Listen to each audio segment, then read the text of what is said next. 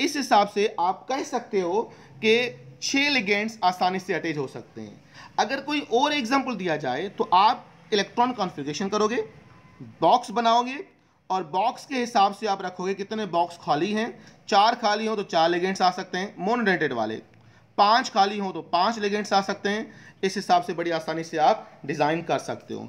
अब मैं चलता हूं इसकी फार्मूले की तरफ।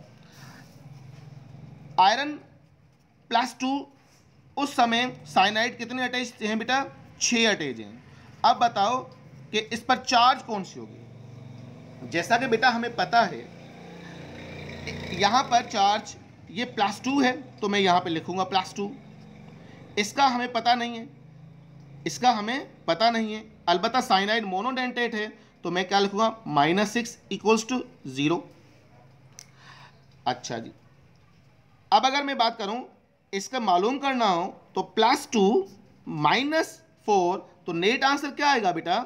नेट आंसर आएगा -4। तो इसका मतलब ओवरऑल चार्ज जो बनेगी इस पर -4 आएगी। तो यहां पर देख सकते हो तो माइनस चार्ज कैसे आया, आप आसानी से कह सकते हो। यहां पर ईच साइनाइड -1 है और इसका +2 है, तो +2 -6, तो डिफरेंस कितना आएगा? -4, तो चार्ज होगी इसकी -4। अगर मैं आपसे कहूं चार्ज में दे देता हूं, ऑक्सीडेशन नंबर मालूम करना हो तो ऑक्सीडेशन नंबर आप कैसे मालूम करोगे? बड़ा आसान है। यहां पर देखें, मैं लिख देता हूं FeCN6 और मैं आपको देता हूं चार्ज जो है -4। अब मुझे बताओ कि इसका ऑक्सीडेशन नंबर आप कैसे मालूम करोगे? बड़ा आसान है कि आप कैसे मालूम करोगे। आपने लिखा x माइनस कितना है बेटा? 6, x -6, very good, equals to आपने लिखा -4। ये चार्ज वाला फार्मूला सेम जैसे हम ऑक्सीडेशन नंबर मालूम कर चुके हैं चैप्टर नंबर 7 के अंदर। अब x इक्वल्स टू ये -6 उधर जाएगा तो प्लस का बन जाएगा, तो -4 + 6, तो x का वैल्यू क्या आएगा बेटा? +2। तो oxidation number is +2 of the iron. तो अगर बेटा चार्ज में आपको दूं तो ऑक्सीडेशन नंबर बता सकते हो, ऑक्सीडेशन नंबर दूं तो चार्ज बड़ी आसानी से आप बता सकते हो। तो इस तरह से कॉम्प्लेक्स फॉर्मेशन बड़ी आसानी से आप डिटरमाइन कर सकते हो। दूसरी बात जो बहुत ज़्यादा इंपॉर्टेंट बात है वो ये कि अगर हम कोऑर्डिनेशन स्फीयर की बात करें तो याद रहे बेटा हम इसको ब्रैकेट्स, बड़ी ब्रैकेट से शो करते हैं। बड़ी ब्रैकेट के अंदर सिर्फ 2 चीज़ें ही हम लिखते हैं, एक सेंटर एटम को हम ब्रैकेट्स के अंदर लिखते हैं और दूसरा हम लिगेंड्स को अंदर रखते हैं। This is called coordination sphere. अगर इसके बाएं दाएं कोई एटम मिले, they are not part of coordinate, ये कोऑर्डिनेट के पार्ट नहीं कहलाएंगे।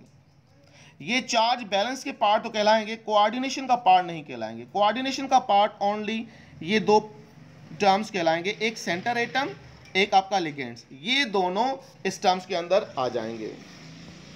आई होप ये पॉइंट्स आपको समझ में आई होगी। अब एक और सवाल जो बहुत ज़्यादा इंपॉर्टेंट होता है कि जो कोऑर्डिनेट कंपाउंड्स होते हैं, जो कॉम्प्लेक्स कंपाउंड्स होते हैं, वो 3 तरह के होते हैं। कितने तरह के होते हैं बेटा? 3 तरह के कोऑर्डिनेट कंपाउंड्स होते हैं। पहला, या तो वो न्यूट्रल होगा, या फिर दूसरा नेगेटिव होगा, या फिर तीसरा आपका यस पॉजिटिव होगा। तो 3 तरह के कॉम्प्लेक्स आते हैं। किस तरह से हम पहचानें कि ये जो कॉम्प्लेक्स है वो एनाइन कॉम्प्लेक्स है, कीटाइन कॉम्प्लेक्स है, या आपका न्यूट्रल कॉम्प्लेक्स है? तो बड़ी आसान ट्रिक मैं आपको बता देता हूं, इस पर फोकस कीजिएगा बेटा। अगरचे ब्रैकेट्स के अंदर कोई चीज़ हो, न दाएं साइड पर न बाएं साइड पर, कुछ भी ना हो, यानी कि न दाएं साइड पर कोई एटम आयन हो न बाएं साइड पर हो, सिर्फ और सिर्फ ब्रैकेट के अंदर हो, बात में आ रही है, कोई चार्ज ना दिखाई दे, तो उस सेंस में आप क्या बोलोगे बेटा? This is called neutral complex. इसको बोलोगे न्यूट्रल कॉम्प्लेक्स बोलोगे। बहुत ही आसान, रिपीट कर लेता हूं। अगर न दाएं न बाएं कोई एटम नजर आ रहा हो तो हम न्यूट्रल कॉम्प्लेक्स बोलेंगे। जैसे हमारे सिंटेक्स में ये 2 एग्जाम्पल लिखे हुए हैं, न्यूट्रल के एग्जाम्पल। अगर आपको याद आ न्यूट्रल, अगर आप देखो तो यहां पर ना तो कोई बाएं ना कोई दाएं एटम नजर आ रहे हैं। प्लैटिनियम, अमोनिया, ये कंप्लीट ब्रैकेट्स के अंदर ही हैं, ये सारे के सारे ब्रैकेट्स के अंदर ही हैं, ये सारे ब्रैकेट्स के अंदर ही हैं।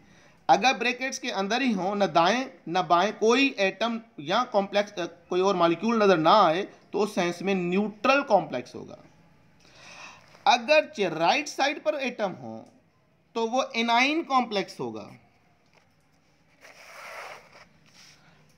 दूसरा, अगर राइट साइड पर कोई एटम हो और लेफ्ट साइड पर कोई एटम ना हो, तो उस केस में ये क्या होगा? A9, negative complex, A9 complex होगा। थर्ड कंडीशन क्या बनेगी बेटा? यस, अगर राइट साइड पर एटम ना हो बल्कि लेफ्ट साइड पर कोई एटम हो, इस केस में बता रहा हूं, तो उस केस में क्या होगा? पॉजिटिव अपना कॉम्प्लेक्स होगा, जिसे हमने केटाइन कॉम्प्लेक्स बोला हुआ है। तो अगर एंट्री टेस्ट में बेटा ये सवाल आ जाए कि इस कॉम्प्लेक्स की नेचर क्या है, कोई भी कॉम्प्लेक्स देकर और आपसे पूछे ए एनाइन, बी केटाइन, सी आपका यस न्यूट्रल या D not of these for example, तो आप किस तरह से डिटरमाइन करोगे? आप लिगेंड्स चार्जेस देखोगे। अगर से चार्जेस इक्वल हो तो ठीक है, अगर चार्ज कॉम्प्लेक्स की तरफ नहीं जाना चाहते हो तो सिंपली मेरी ट्रिक को याद कर लो। ट्रिक बड़ी आसान है। अगर दाएं बाएं कोई एटम नजर ना आए तो सिंपली क्या बोलोगे? ये न्यूट्रल है। अगर सिर्फ राइट साइड पर एटम हो, यस, तो आप क्या बोलोगे? एनाइन कॉम्प्लेक्स है। और अगर आपका लेफ्ट साइड पर एटम हो तो आप क्या बोलोगे? ये आपका केटाइन कॉम्प्लेक्स यानी कि पॉजिटिव कॉम्प्लेक्स। तो आई होप आप कॉम्प्लेक्स की नेचर बड़ी आसानी से मालूम कर सकते हो। उसके बाद नेमिंग का तरीका क्या होता है, इंशाल्लाह नेक्स्ट लेक्चर में कंप्लीट आपको बताऊंगा कोऑर्डिनेट कंपाउंड्स के नेम हम किस तरह से डिज़ाइन करते हैं। आज के लिए बस इतना काफ़ी है कि आप कॉम्प्लेक्स को डिटरमाइन करो, कॉम्प्लेक्स के अंदर ये डिटरमाइन करो कि ये चिलेट है या नहीं, कॉम्प्लेक्स सिर्फ डी ब्लॉक क्यों बनाते हैं, कॉम्प्लेक्स के अंदर कौन सी दो चीज़ें इंपॉर्टेंट है, सेंटर एटम और ligands. Ligands atoms electron donor होते हैं। अगर एक पेयर डोनर हो तो उसको मोनोडेंटेट बोलते हैं, दो बाइडेंटेट, ट्राइडेंटेट, पॉलीडेंटेट, इस तरह से आप इस पर नेम डिज़ाइन करोगे। कौन कौन से एग्जाम्पल हमारे सिंटेक्स में है मोनोडेंटेट के, डाइडेंटेट के, ट्राइडेंटेट के, जैसे कि मैं आपको कुछ एग्जाम्पल दिखा चुका, यहाँ से डायरेक्ट एंट्री टेस्ट में सवाल भी आ चुके हैं। उसके बाद एक सेंटर एटम में कितने लिगेंड्स अटैच हो सकते हैं, डिपेंड करेगा 18 रूल पर। 18 रूल आप किस तरह से डिज़ाइन करोगे, ये पी ब्लॉक वाला एक मेंबर रख के फिर आप डिज़ाइन करोगे उसकी ऑक्सीडेशन नंबर। अगर 2 इलेक्ट्रॉन निकालो फिर आप देखोगे वैकेंट ऑर्बिटल इसमें कितने हैं। अच्छा, बहुत सारे बच्चे कहते हैं कि सर अगर वैकेंट ऑर्बिटल हाफ में हो, यानी कि 4.25 हो, 5 हो, 5.5 हो, तो उस हिसाब से हम किस तरह डिज़ाइन करेंगे। तो याद रहे बेटा, एक इलेक्ट्रॉन हो तो उसके अंदर आप कोऑर्डिनेट कोवेलेंट बॉन्ड नहीं बनाओगे, ये तो रूल है ना कि एक डोनर हो एक एक्सेप्टर हो, तो जाहिर बात एक इलेक्ट्रॉन पड़ा हुआ हो तो उसके अंदर कोऑर्डिनेट कोवेलेंट बॉन्ड नहीं बनेगा। तो हम सिर्फ एक कंप्लीट वैकेंट ऑर्बिटल को ही देखते हैं। तो ये 5-6 पॉइंट्स आपको याद करनी है, इंशाल्लाह इससे बाहर आपका सवाल नहीं आएगा। बाकी रहा सवाल naming of the coordinate compounds, coordinate compounds पर नेम किस तरह से डिज़ाइन करते हैं, इंशाल्लाह अगली जो हमारी क्लिप होगी वो इसी पर ही होगी, IUPAC name of the coordinate complex. अपना ख्याल कीजिएगा बेटा।